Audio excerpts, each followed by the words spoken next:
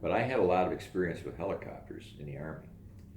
So I go to work for McDonald Aircraft in St. Louis, drive me and my wife, all the way to the little Corvette, St. Louis, go to work on Monday morning, and I said to the guy, who are, and it's like every other of those big companies. You go into personnel, and the personnel guy says, oh, yeah, we weren't expecting you today, but well, okay, and come with me. And he takes me over to some guy who's working on a helicopter. He says, we didn't get that job. We didn't get that contract. We lost that proposal Friday or last week sometime.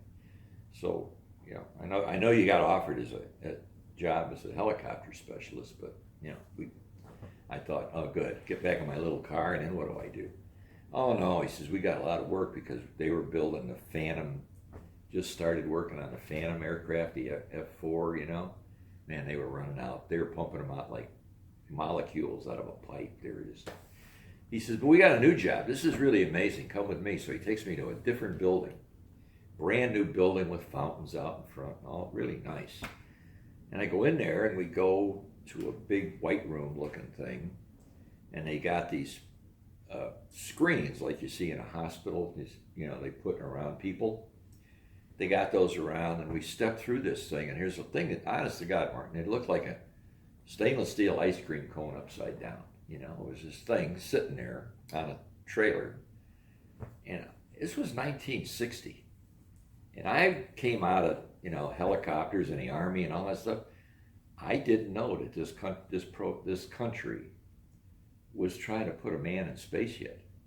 I mean, I knew the Russians had put Sputnik up, but so I thought the guy was putting me on. He said, no, we're going to put a man in there. We're going to shoot him up to space. And I thought, yeah, right. Let me go get some flight line and maybe some prop wash and, put me on, right? He says, no, go look at it. So I went over and looked in the thing, and it had a little hole in the side. And I look in there, and there's an instrument panel with gauges in it. Didn't have a seat in it yet, but I could see where the seat was going to go. And this was a later version of it that actually had a window. The first one's only had a periscope that looked out of the bottom. This one had a little window above the astronaut's head.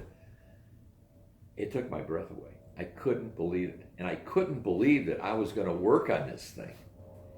And they took me over and put me in a desk.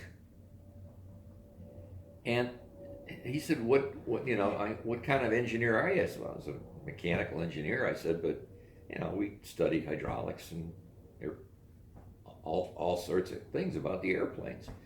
He said, do you know anything about propulsion systems? I said, no, not really, but I'm willing to learn.